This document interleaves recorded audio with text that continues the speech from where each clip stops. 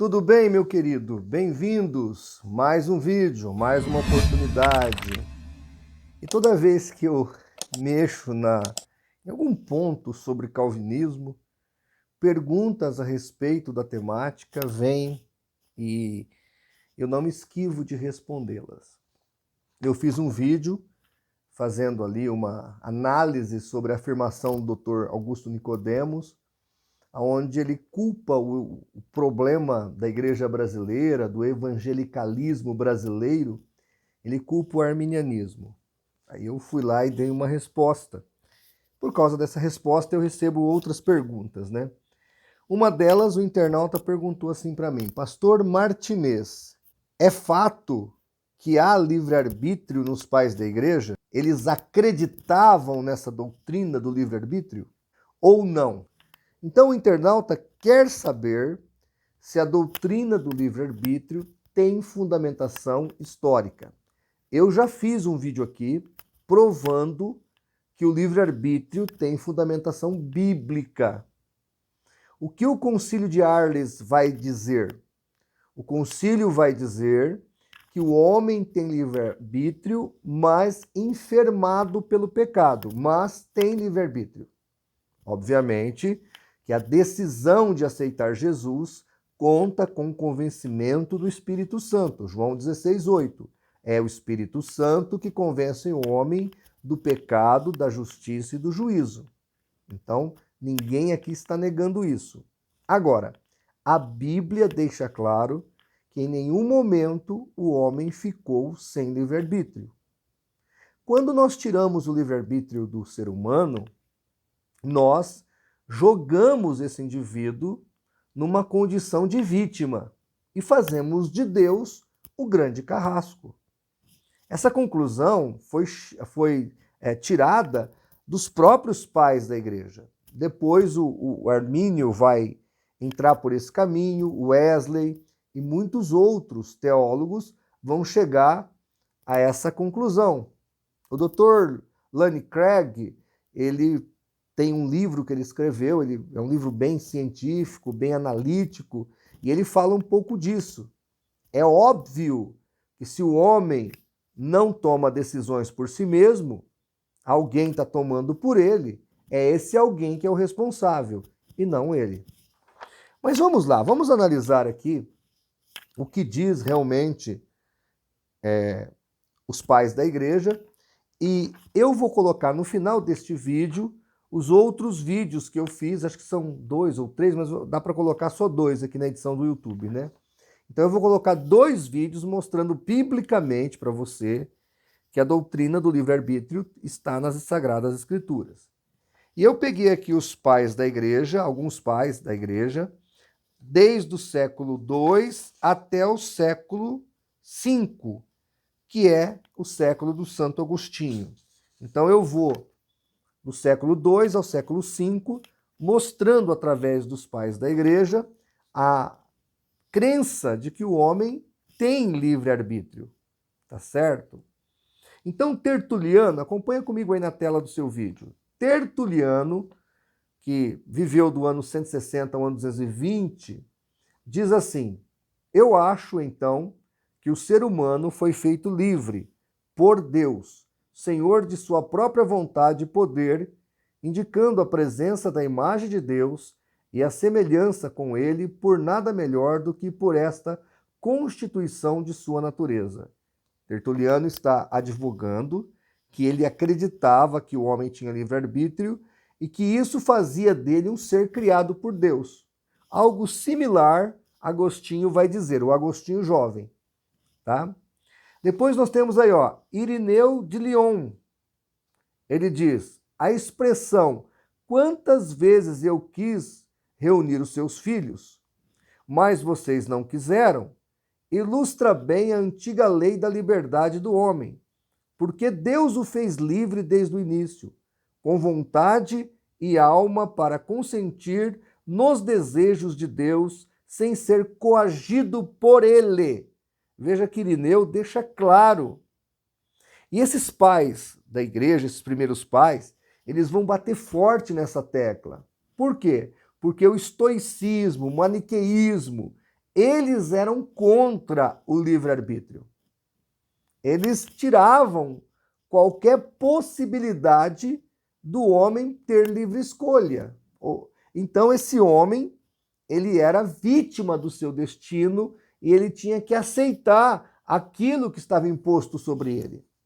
O cristianismo vem quebrar tudo isso. Ele já começa lá na base da pirâmide social dos romanos e a expressão é o que está lá em 1 João. Ele veio desfazer as obras do diabo. Jesus veio mudar a nossa vida. E é isso que traz uma grande força à fé cristã em detrimento às religiões pagãs do seu tempo. Orígenes, olha o que Orígenes fala. O livre-arbítrio é a faculdade da razão para discernir o bem ou o mal. A faculdade da vontade para escolher um ou outro desses dois. Veja que Orígenes deixa claro que a pessoa tem duas opções e ela pode escolher uma ou outra. Outro dia o cidadão chegou em mim e perguntou se eu tinha livre-arbítrio. Aí eu falei que tinha. Aí ele perguntou: o senhor consegue voar? É óbvio que não. Livre-arbítrio não é fazer qualquer coisa que você queira. É dentro das suas possibilidades. O próprio Deus não pode mentir, não pode pecar, não pode fazer uma pedra tão grande que ele não possa carregar. Então até Deus, neste aspecto, não teria livre-arbítrio. Isso é coisa de gente, né, que não quer analisar os fatos de acordo com a palavra. Continua ainda Orígenes. Há de fato inúmeras passagens nas Escrituras que estabelecem com extrema clareza a existência da liberdade da vontade. Gente, isso aqui é um doutor em teologia falando. Eu tenho todas as fontes primárias disso aqui. Quem quiser a patrística, eu tenho aqui. É free, porque é um documento que já tem séculos, então há liberdade para usar esse documento. Se você quiser, eu mando para você sem nenhum problema. Eusébio de Cesareia. O conhecimento prévio dos eventos não é a causa de que tenham ocorrido. As coisas não ocorrem somente porque Deus sabe.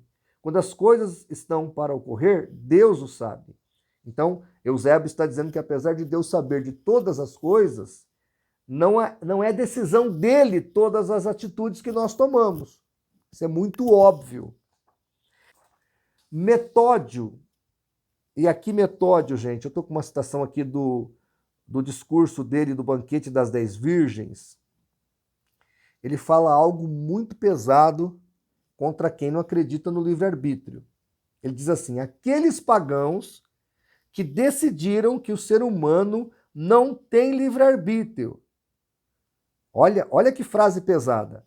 Aqueles pagãos que decidiram que o ser humano não tem livre-arbítrio, mas dizem que somos governados pelas inevitáveis necessidades do destino, são culpados de impiedade contra o próprio Deus, colocando-o como causa e o autor dos males humanos.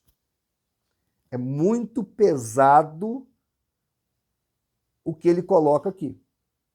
E ele chama de paganismo quem nega o livre-arbítrio do homem.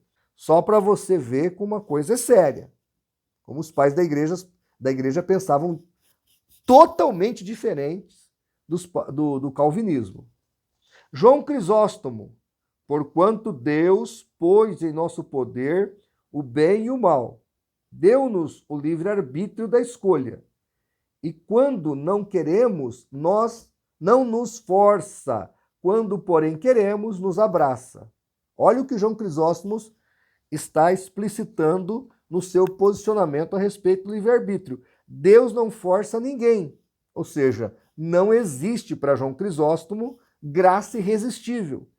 Ele respeita a escolha livre de cada pessoa, mas aquele que aceita o chamado dele, João Crisóstomo fala, ele o abraça. Jerônimo diz assim: Deus nos criou com livre-arbítrio e não somos forçados pela necessidade, nem à virtude, nem ao vício. Então Deus não determinou o homem nem para fazer coisas boas, nem para fazer coisas más.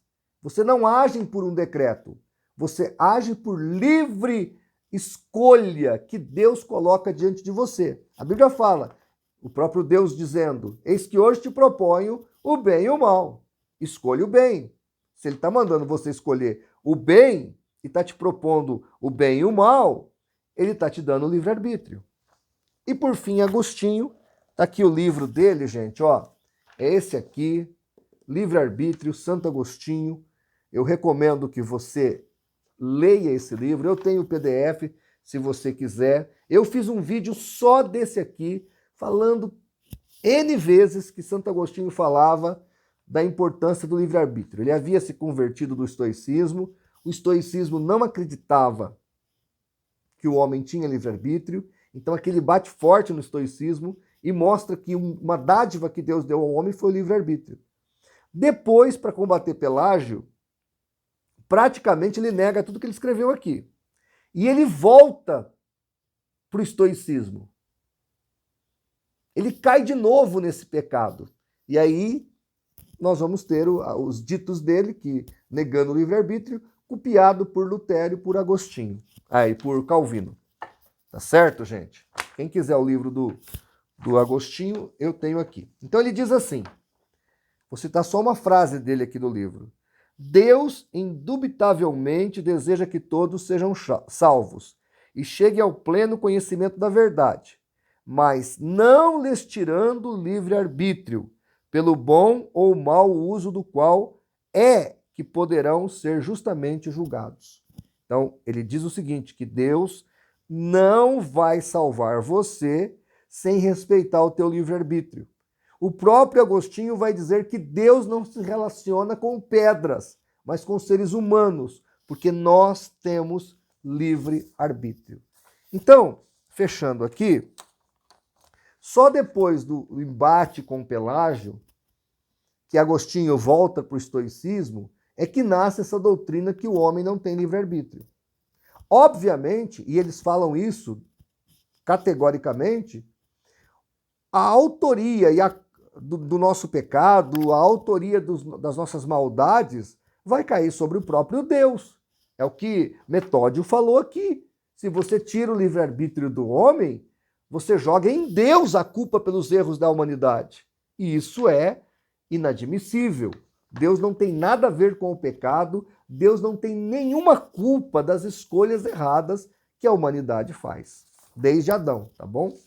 Então, gente, tá aí, eu coloquei alguns pensamentos dos pais da igreja. Se você quiser a patrística para você fazer a sua pesquisa, é só me chamar no WhatsApp, eu passo para você. Ou seja, o calvinismo, ele é algo moderno entre aspas, né? Ele é algo do século V para o século VI. Ele não nasce nos apóstolos de Cristo, ele não nasce lá com os pais da igreja, não.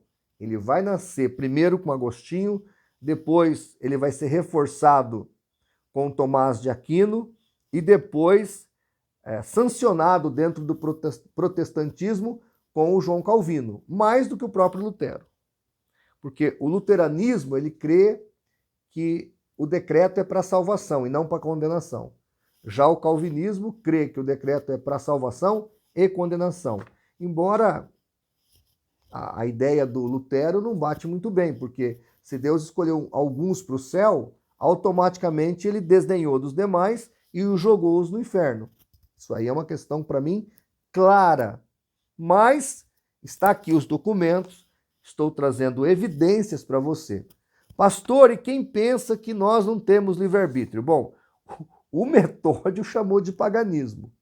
Apesar disso, eu acho que o que os calvinistas chamam de livre agência é praticamente quase a mesma coisa. Eles só mudaram o nome, eles fizeram ali uma acomodação, etc. e tal.